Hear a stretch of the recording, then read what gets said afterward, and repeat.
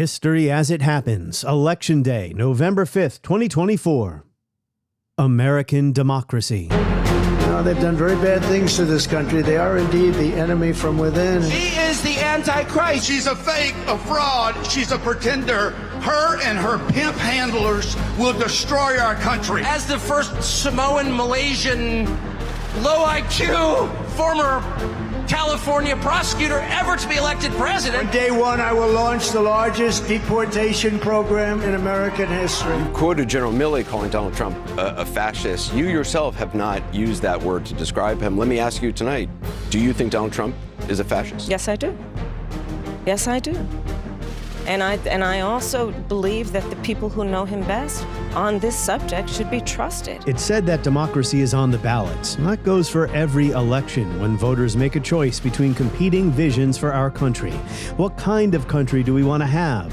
Freedom for whom? But today, American democracy's very survival is set to be at stake. Is this a watershed moment in the American story?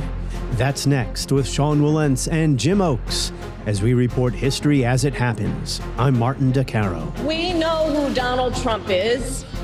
He is the person who stood at this very spot nearly 4 years ago and sent an armed mob to the United States Capitol to overturn the will of the people in a free and fair election. Let's have trial by combat. All of us here today do not want to see our election victory stolen by emboldened radical left Democrats, which is what they're doing, and stolen by the fake news media. That's what they've done and what they're doing. We will never give up. We will never concede. It doesn't happen. You don't concede when there's theft involved. He's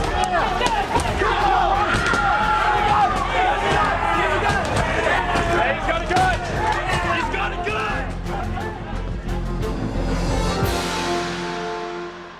On the last page of The Rise of American Democracy, historian Sean Wilentz concludes with a photograph of the jury that was ready to try the case against Jefferson Davis for treason.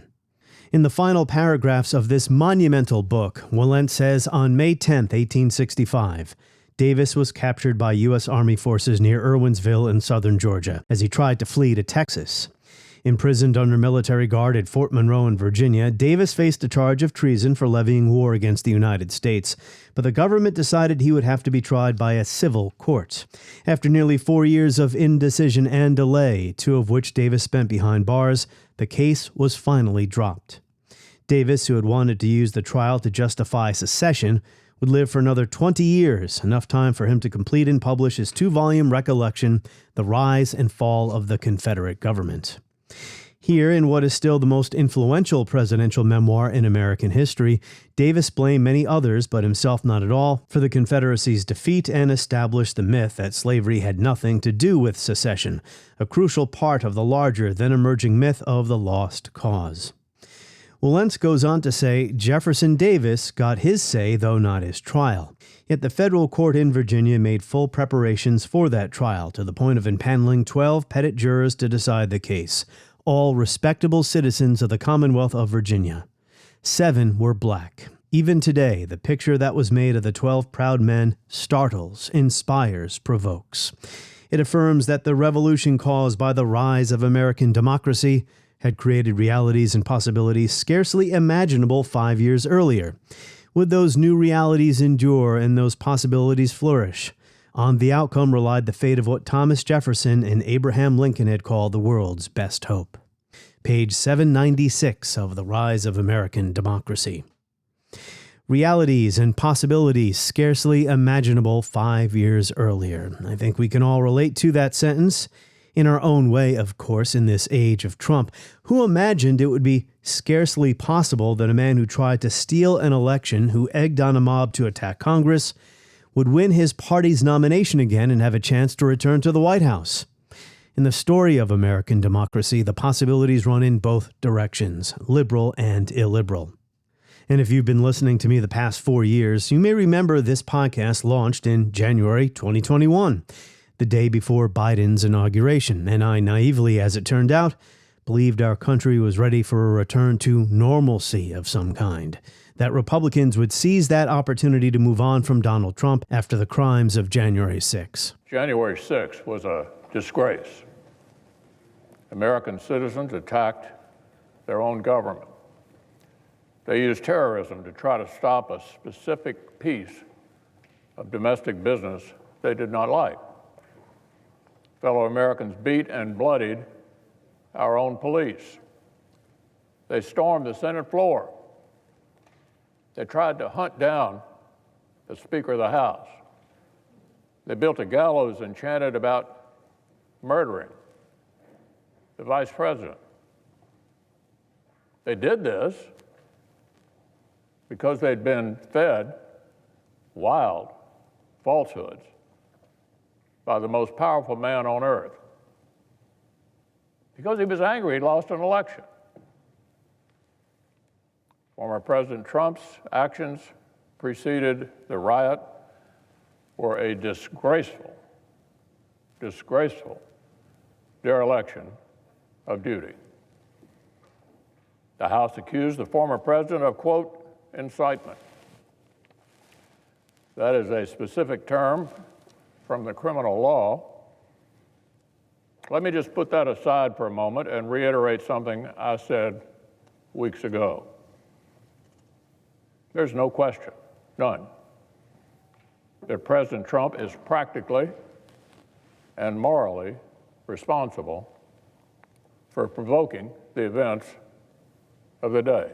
Well, today, Election Day 2024, and Donald Trump's name is on the ballot again. The polls are virtually tied, and the Republican nominee still has not conceded the 2020 race, and he will not accept defeat this time around. That's if he loses. He may win. It is for this and many other reasons why historians, journalists, ordinary Americans say democracy itself is on the ballot. Sure, there are important issues weighing on voters: inflation, immigration, Gaza, you name it. But this election seems to be about something bigger. At least that's what it feels like right now. Maybe in a decade or so, we'll look back on this and say, you know what, we overreacted. It was not akin to 1860 or 1932, when the future of the republic hung in the balance. But what do we mean when we say democracy is at stake, or America might cease being a liberal democracy? Some people say we're on the verge of dictatorship or fascism. Have we ever been a real democracy where all enjoy political and economic rights? Is that the right question? Let's ask two of the premier political historians in our country today. Sean Wilentz teaches history at Princeton. He is the author of the aforementioned The Rise of American Democracy. Historian Jim Oakes is the author of Freedom National, The Destruction of Slavery in the United States, 1861 to 1865. I've read every book they've written, except for Sean's book about Bob Dylan. Jim, welcome back, my friend. Good to be here, Martin. And Sean Wilentz, you've been on so many times this year. I was thinking about changing the name of the podcast to the DeCaro and Wilentz Power Hour or something like that. Welcome back. Stop. It's great to be here, Martin. Yes. Very nice as ever. So Election Day, wow. Democracy is said to be on the ballot. We could spend 10 hours discussing this, especially in the context of American history.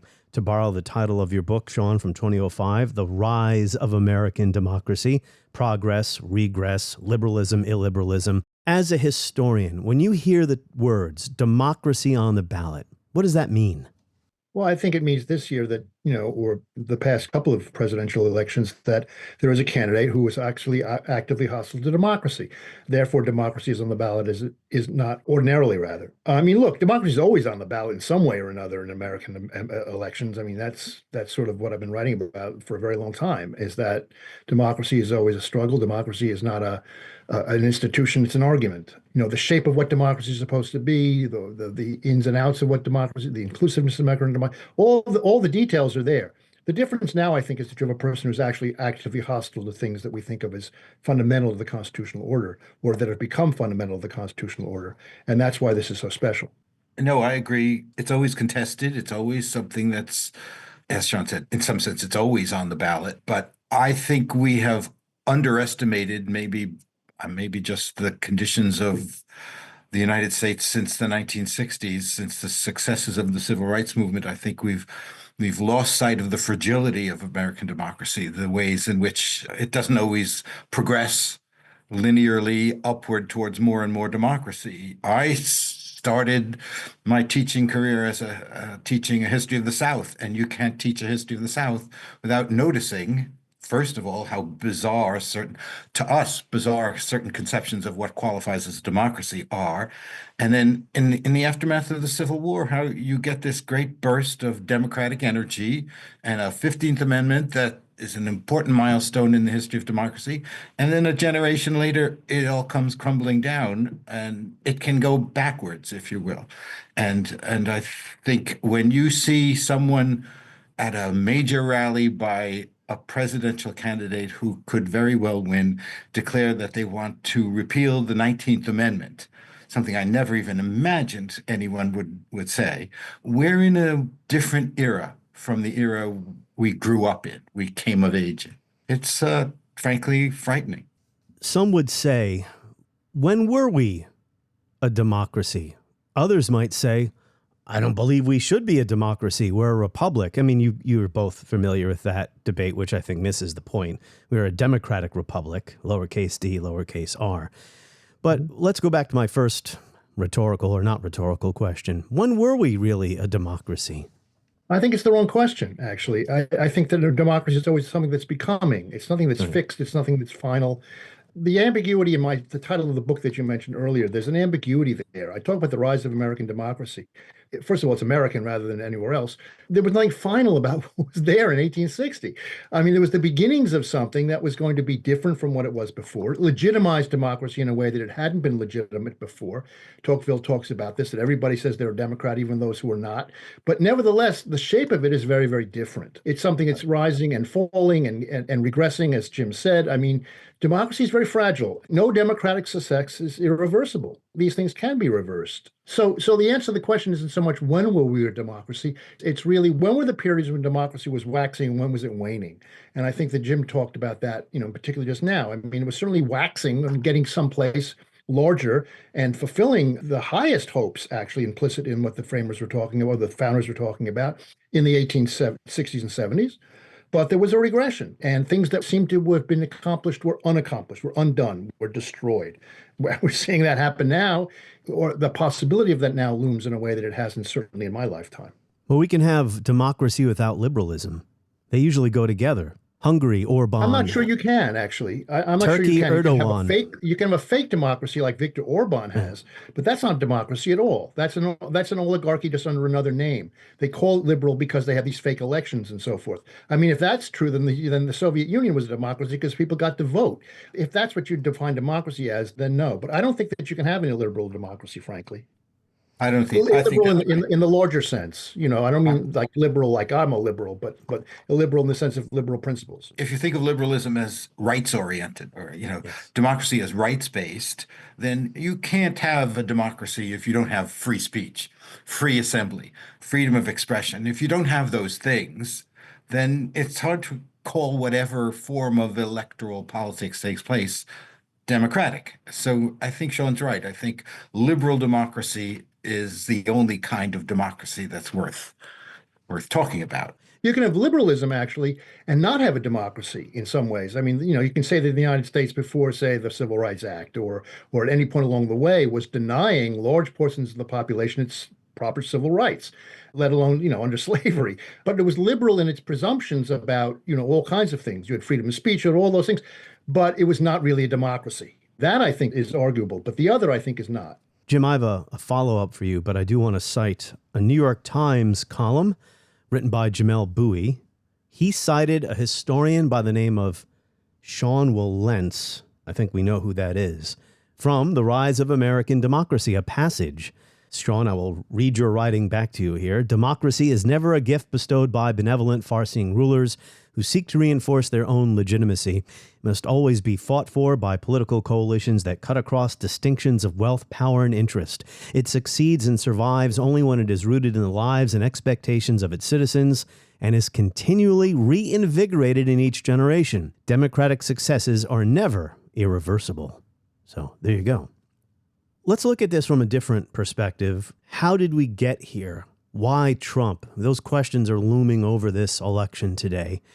But you can also look at how our democracy has been hollowed out for decades now. Deindustrialization and income inequality and the lack of social mobility and the white working class drifting away from the Democratic Party, finding somebody in Trump who they rallied around, although he did lose the popular vote twice, but still. The promise of the post-Cold War period not fulfilled when markets and democracy were seen to be on the march, not just in our country, but all over the world.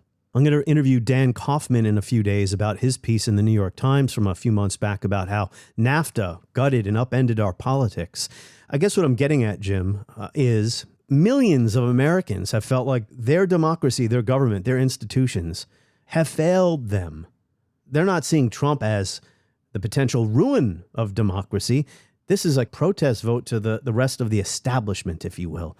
Let's switch the terms of debate a little. It's 150 years of American democracy and struggling over various conceptions of what a democracy ought to be before you get a women's suffrage amendment, right? So women, and they're fighting it, and they're saying this is unacceptable. This is not the way you call this a democracy, and it isn't a democracy, and they felt excluded, things like that. So it's not a new thing for large segments of the population to feel excluded. What's new, I think, is exactly what you said. I mean, I'm not a modern American historian, but NAFTA is part of a larger trend that began earlier in the 1970s, in which the redistribution of wealth that evened out in the New Deal through the 1960s began to reverse.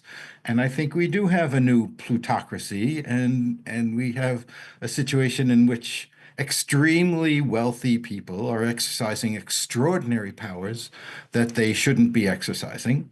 Large numbers of people, including me, feel there's something fundamentally wrong, right, with what's happened to American democracy.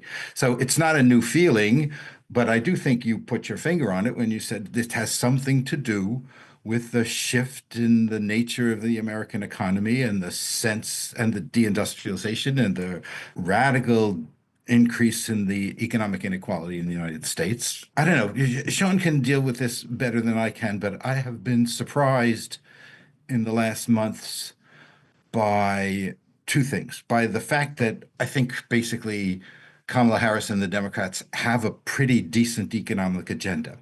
And I'm surprised by how little they have been willing to push back, because Trump has actually abandoned any pretense to being a populist, and he is vulnerable in a lot of different ways, and yet in ways that I think Americans would respond to. Tariffs. Who wants tariffs on everything? But I don't understand why they're not. What strikes me as something that ought to be a major issue and a win for Harris isn't there. Yeah, I'm puzzled by a lot of things. Well, I mean, the messaging on the economic stuff wasn't great coming out of the administration now. I mean, Bidenomics is a lousy term.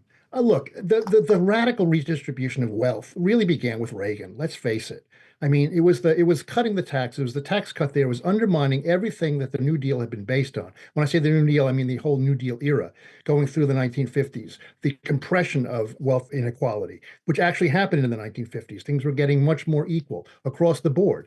That was really where I think it begins. And the irony, of course, is that the Republican Party that's been commandeered by Donald Trump, they're the guys who started all of this in a certain way, in my view. Our bill calls for a 5% reduction in the income tax rates by October 1st, a 10% reduction beginning July 1st, 1982, and another 10% cut a year later, a 25% total reduction over 3 years.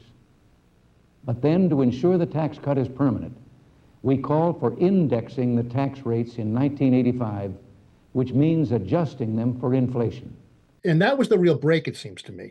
It began before Reagan, to be sure, but nevertheless, Reagan's election was a turning point. And in some ways, we're still living with all of that. I mean, the plutocracy that Jim talked about, that is made possible through two things: tax rates and corporate tax rates and deregulation. I mean, that's what's happened, is that you have a rapacious ruling class now that has no boundaries whatsoever. And, the fact that Elon Musk is a hero tells you something. Now, And what they've done is they've managed to turn those guys into heroes. And how that happened is a complicated story. Back when we were coming out of the New Deal, the plutocrats were people with big fat cigars, and they had top hats on, and they looked at the guy off the monopolies, all of that.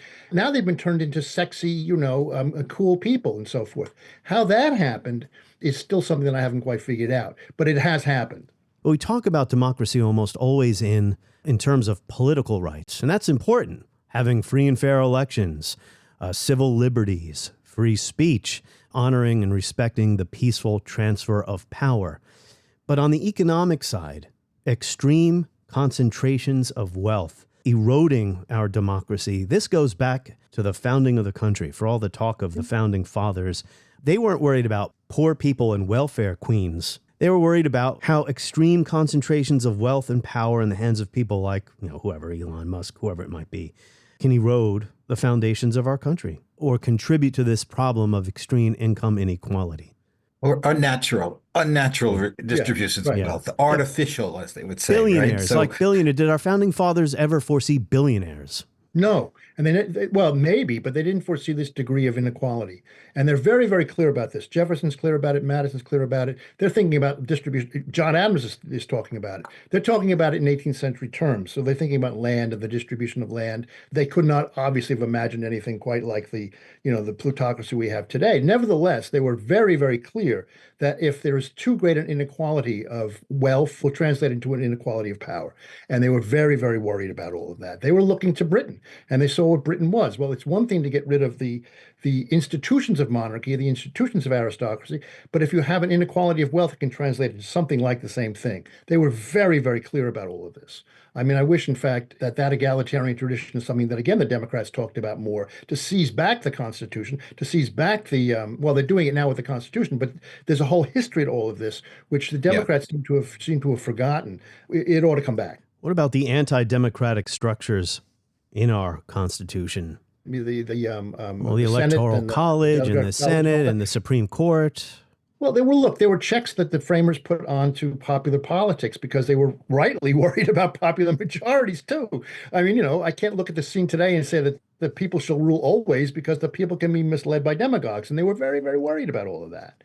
And they did think of themselves as gentlemen who could decide these things better than the ordinary person. Yes. There's a lot of 18th century elitism built into all of that, but was as much to protect the institutions as it was to create an oligarchy. I mean, they were not interested in that. Now, it's true that, after 250 years, institutions that seemed like a good idea at the time have ceased to function in a democratic fashion. And that, to me, is clearly the case in the case of the Electoral College. I mean, I used to be a defender of the Electoral College. I am no longer. When you have that many elections where you have the popular vote and the Electoral College vote being that such a difference, that's not good. But, they had their reasons. They weren't put in there in order to be a break on democracy. They were there to be, they weren't anti-democratic. They were there to try to enhance and to try to make democracy work better because they were worried both about the few and the many. I do think you have to be careful not to be anachronistic about it. I don't think in the 18th century people were Democrats yet in the way that they would become. Correct. So sure, they built in these features as checks on democracy that have, as Sean says, become serious problems. But I think it's possible to get around those things if you have a serious commitment to democracy itself. And that's what I think is the problem right now. We have, as Sean said, we have somebody running for president who is actively hostile to democracy. If that were not the case, I think we wouldn't be as worried about the Electoral College. It'd still be a problem. The Senate would still be a problem, but not the way it is right now, because right now it's potentially putting into power someone who is actively hostile to the very idea of a constitutional democracy. I just want to find 11,780 votes. I think you have to say that you're going to re-examine it. Yeah, that's something I've been trying to put my finger on when we're talking about what does it mean when we say democracy is on the ballot. Because in the past, there was issues. The slavery issue is obviously the big one from the antebellum period. It is democracy itself when you're potentially going to elect someone who tried to steal the last election, did not respect the peaceful transfer of power, and has already made clear if he loses this time, he would try to steal it again. All Vice President Pence has to do is send it back to the states to recertify and we become president, and you are the happiest people. When we look ahead to what could potentially happen here, and there's been a huge debate about fascism in our country and what would it look like to have a dictator in the United States. I assume you both are familiar with the name Louis Hartz, The Liberal Tradition in America, 1955. I want to talk to you about that because it relates to what I'm getting at here. Sean and I came of age in a generation that was actively committed to disputing. Overthrowing Hartz. Yeah. So his was the dominant interpretation of American history in the 1950s, the liberal tradition. My old history professor at Ithaca College, Paul McBride, I was talking to him about our conversation, getting some ideas on how to approach this. He was referring to Hartz and how, we became a nation at the peak of the Enlightenment when Europeans were discovering the idea that humans should have guaranteed rights, fundamental human equality, as expressed in the Declaration of Independence. I'm mentioning this because, to me, it's not so much we will or will not be a democracy. It's like, what kind of country are we going to have? And this also goes back to the founding in the 1790s with the Federalists and the Republicans, both accusing the other of trying to destroy the early republic. Well, I do think there are moments where you can talk about the actual collapse of democracy. I don't think that America is necessarily fated to be a democratic nation. There's nothing fated in history anyway. But look, I compare it not to the 1790s, but to 1860. This is an election not unlike 1860. And the reason it is as follows. In 1860, you had an interest of people, a fairly small interest of people, who were willing to dissolve the Union rather than to submit to the democratic will and constitutional will of a presidential election. That's what happened. Of course, it was more than that election, but it was all the ideas behind the election. The issue was slavery. But nevertheless, that was a moment where the United States was going to fail as a democracy because democratic will was going to be overthrown or at least denied. They weren't going to take over the government. They were just going to leave to build their old empire and to slavery. But nevertheless, this is a moment not unlike that. Democracy itself, not just the shape of what kind of democracy you're going to have, democracy itself genuinely is on the line. The kinds of things that are being proposed, most recently, even today I was reading, in terms of making this a Christian nation, which is what Trump has promised to do. This is a form of, fascism, phalangism, whatever you want to call it. It's more like Franco than it is like Jefferson, in my view. I am concerned that we're not going to have a real democracy anymore, or anything that really deserves to have the term. This happens very rarely, thank goodness. But we are at the maximum moment of peril, I think, right now, not unlike as the country was in 1860. That was the denial of an election. Abraham Lincoln won the election. The secessionists denied the validity of his win and left the country. One of the things that Sean's book, The Big Book, reminded us of was the degree to which the debate over slavery was a debate over democracy, was a debate over whether or not 400,000 slaveholders could rule the roost and determine the fate of an entire nation of 30 million people. It's another example of the degree to which the struggle over democracy is very closely related to struggles over plutocracy and aristocracy, right? And one of the things, for example, if you do think, as I do, and I think Sean does, of Reconstruction as the Civil War and Reconstruction as a democratic moment, as a major democratizing moment, it's not unrelated to something economic historians talk about emancipation, not as sort of the destruction of wealth in the South, but as the transfer of wealth from the slaveholders to the people who were formerly enslaved, right? So it's a radical redistribution of wealth associated with a major democratization era in American politics, right? So these issues then as now are not separable. Right? Democracy and plutocracy and the distribution of wealth are always in the mix when we talk about what democracy is and what it means. Let me add to that, though. The capstone, this in some ways is the capstone to a plutocratic counter-revolution that began really in 1933. And you can trace the history straight through in terms of the history of ideas. Those people did not simply not like what Roosevelt was doing and what his successors did. And then, of course, it gets into race and civil rights as well, because that's always part of this as too. But nevertheless, with Reagan, they began something, and now it's become something completely different, even more beyond what Reagan was talking about. They wanted to repeal the New Deal. They came pretty close, but now they want to repeal the American Constitution. That is a very different matter. What I think you're both getting at is, within democracy, you can use the power achieved through elections to then exclude those who you no longer want to participate in the American experiment. Another issue here that I think runs through the timeline of the American experience is opposition and antipathy to federal power. Mm-hmm. There's a new book out. I have not read it, but I've read about it. Freedom's Dominion by Jefferson Cowie. I don't know if you're familiar with that book. Mm-hmm. Subtitle, A Saga of White Resistance to Federal Power. I see a lot of that in the Trump movement as well. And of course, the 1850s, 1860s secessionism was a backlash against federal authority over slavery. I wouldn't want to racialize it the way Jefferson Cowie does. Right. I think the issue of federal power versus state rights is usually opportunistic, right? So people like me and other historians have been banging our heads on the table for decades trying to say, I'm sorry, it's the slaveholders who want federal power. It's the slaveholders who were demanding a federal slave code. It's the slaveholders who wanted the federal government to go into northern states and enforce the fugitive slave law and things like that. So it's not so simple as just resistance to federal power. Right. States' rights is a slogan. It's not an idea. Exactly. Right. It's always opportunistic, it seems to me. I do want to add another element to the anti-democratic tradition, and that is the Supreme Court. I don't think it's entirely correct to blame the anti-democratic tendencies right now on elections. There's a reason the right made a concerted effort to take control of the Supreme Court. And we're very good at it. They do exactly what they were doing. And you could see just how a virtual putsch by Mitch McConnell to refuse a president's nomination of a candidate to the Supreme Court, just absolutely repudiate the Senate's obligation under the Constitution to advise and consent on recommendations by the president, because the goal was to get what they got. It seems clear that President Obama made this nomination not with the intent of seeing the nominee confirmed, but in order to politicize it for purposes of the election.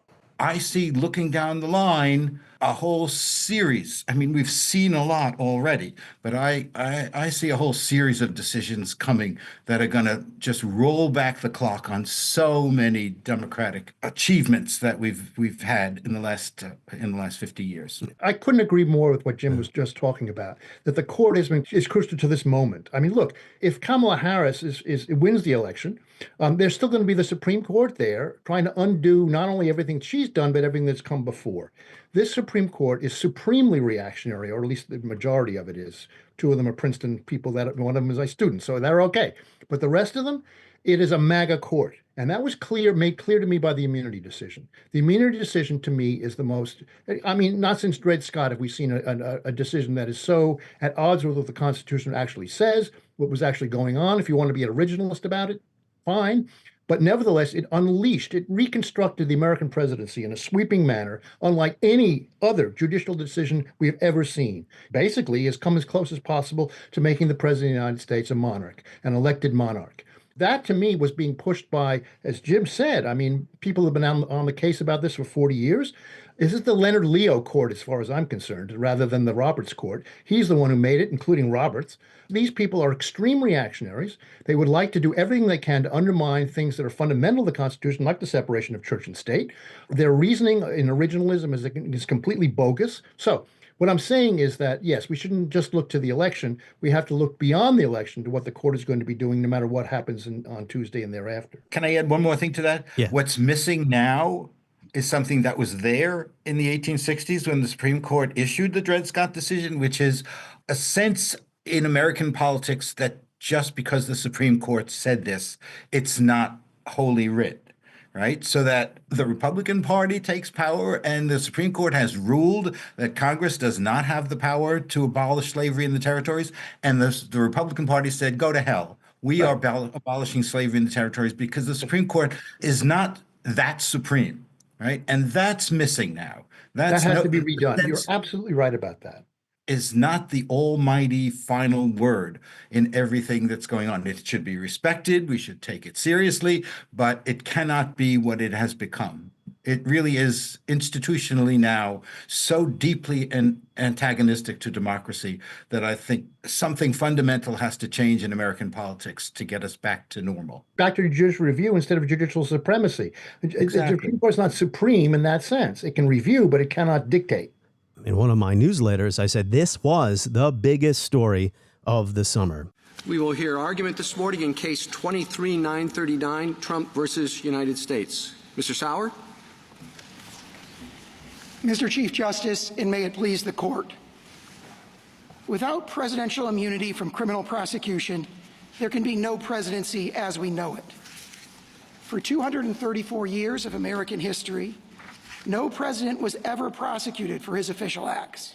Not Biden dropping out, the debate, the assassination attempt, as huge as those and important as those stories were. It was the immunity decision. I mean, it just seemed to not register like the earthquake that it was. I think the war in court made liberals too dependent and too submissive to court decisions, right?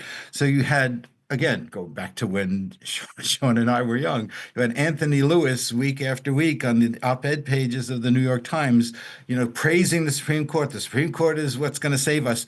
And I just remember reading essays by Christopher Lasch saying, guys, you're making a mistake. You're making a mistake. This is going to come back to bite you, and it has come back to bite us in ways that even I couldn't have imagined.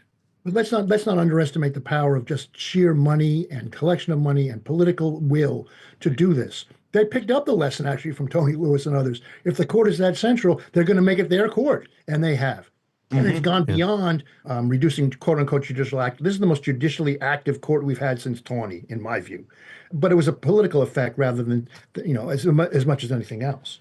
So no matter who wins today or whenever they're done counting the votes, these problems, these underlying issues, fissures, cleavages in American society, I mentioned before, the false optimism of the 1990 period, as it turned out, the hollowing out of the American middle class, etc., gender lines as well. I mean, the abortion issue is huge as well, civil liberties, bodily autonomy. These problems are going to persist. But of course, whoever is the president is important because of the essentially almost the unchecked power presidents now exercise in foreign policy. I want to share with you, we can wrap up on this note, a column written by historian David Bell for Tocqueville21.com. He touches on the fascism debate, which we mercifully have avoided here. He says, in my view, calling Trump fascist, this is David Bell, distracts attention from the genuine danger he poses. It is not that he is a fascist bent on imposing a Nazi order on American society. It is that he combines stratospheric levels of narcissistic self-confidence with equally stratospheric levels of immaturity, incompetence, capriciousness, and sheer ignorance. Whether or not he meets the clinical standard for lunacy, he often seems to be trying as hard as possible to do so. I mean, the way I would translate this, something I've said before, I'm not so worried about authoritarianism and some of these other things. It's the incompetence, ignorance. It's not an ideological thing with Trump. Here's where I disagree with my dear colleague David Bell, who I respect, above all living creatures. Look, it's not so much Trump, it's the people around him, first of all. Exactly. The people around him are far more dangerous than he. He is a kleptocrat run amok. He doesn't even know what he's talking about half the time. It's been seen in the last week. But the people around him have been around politics for a very long time. They include the aforementioned Leonard Leo, Kevin Robertson, the people of the Heritage Foundation.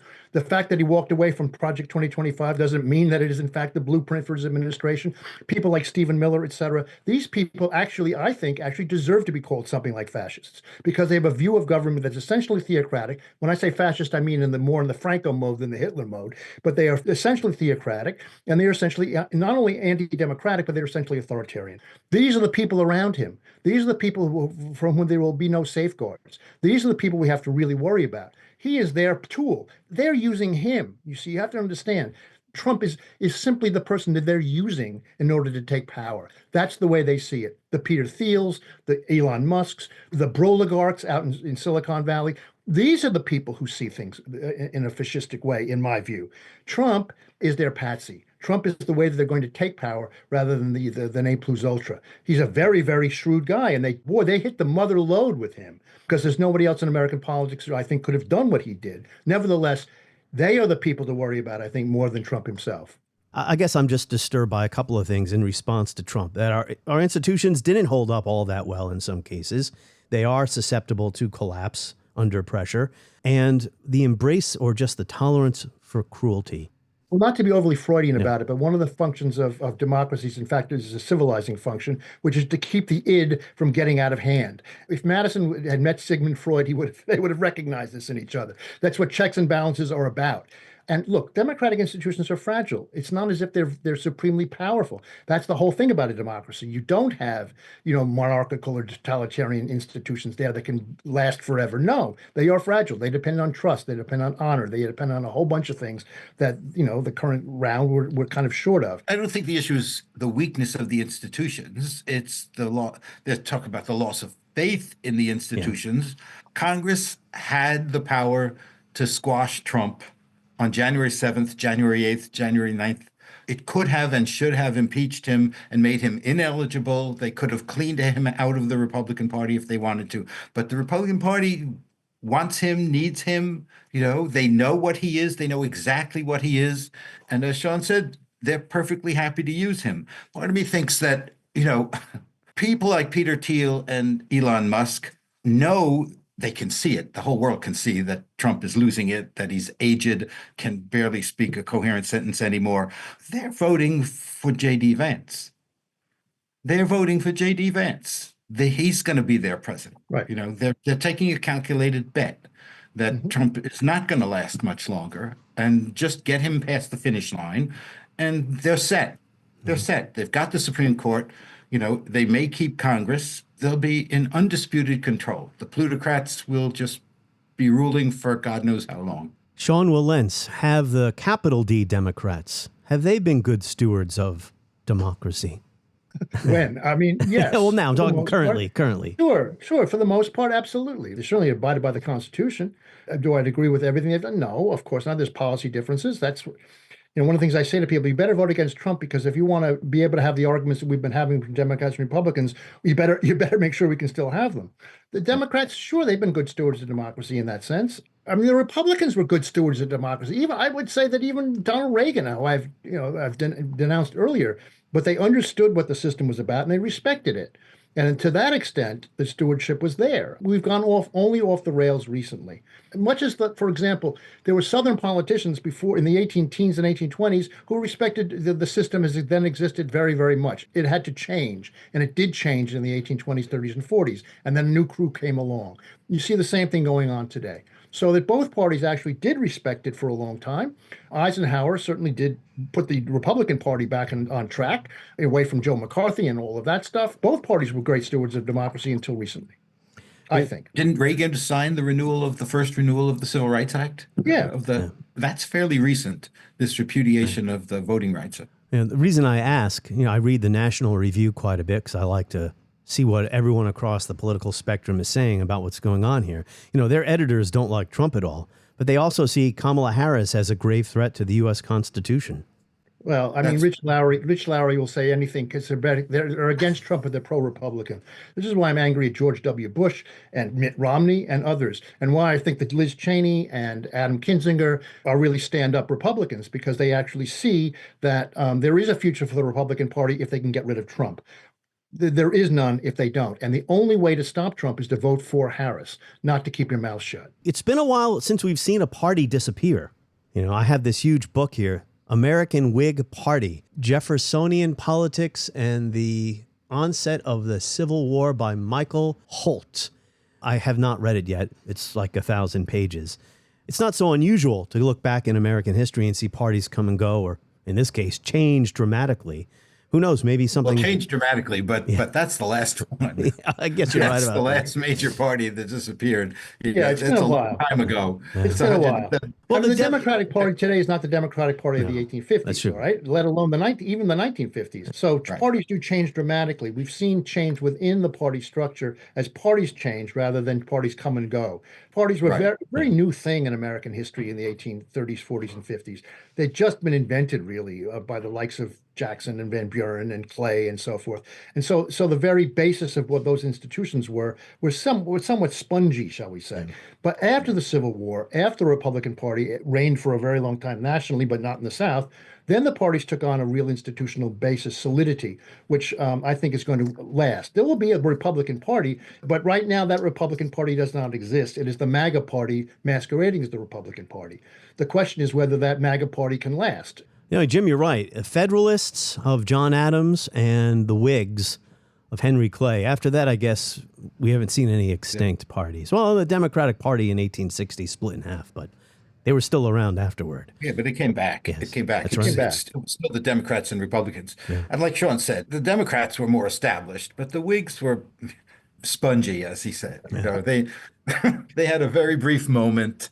They kept nominating generals who died in office. It was really not very, very bad.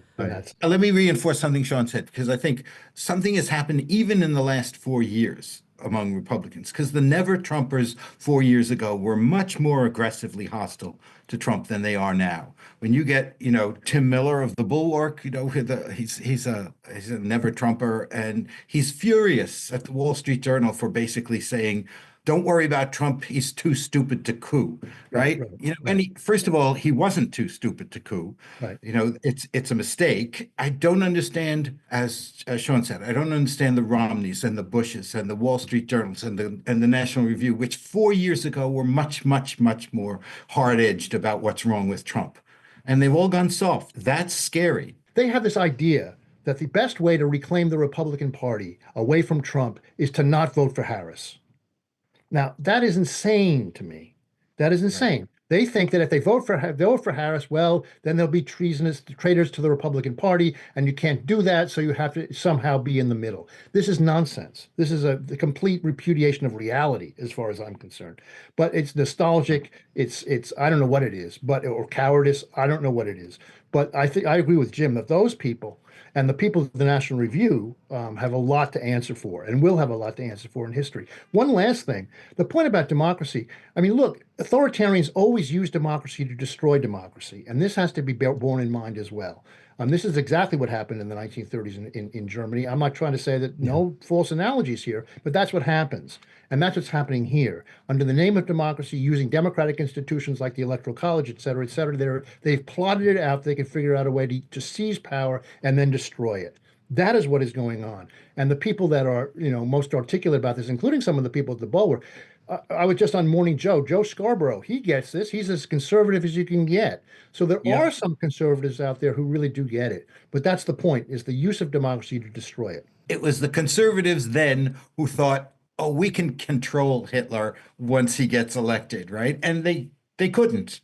Right. That's what conservatives, like the people at the Wall Street Journal and the people at National Review, are completely oblivious to. Well, those conservatives wanted to get rid of the Weimar Republic as well. And I actually do have an episode of the podcast coming up about this very subject, how to properly understand the rise of Hitler without getting into false analogies. I mean, yeah, that was a dark time for democracy globally. Today, it's a dark time for democracy globally. By the way, there's a New York Review of Books article by Christopher Browning called Hitler's Enablers. And I've been writing about this myself, about the enablers, some of the people that Jim mentioned.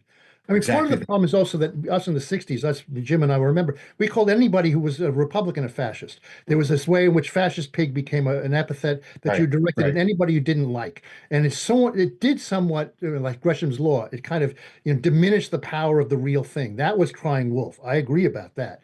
However, now that the real thing is here, doesn't mean that you shouldn't be talking about the similarities, shall we say, the analogies, the homologies. They are certainly there. I know you don't want to get into this quagmire debate over what is and isn't fascism, but I do think that when David Bell writes those kinds of things, it's a European conception of what fascism is. And I do think we need to understand that there has always been.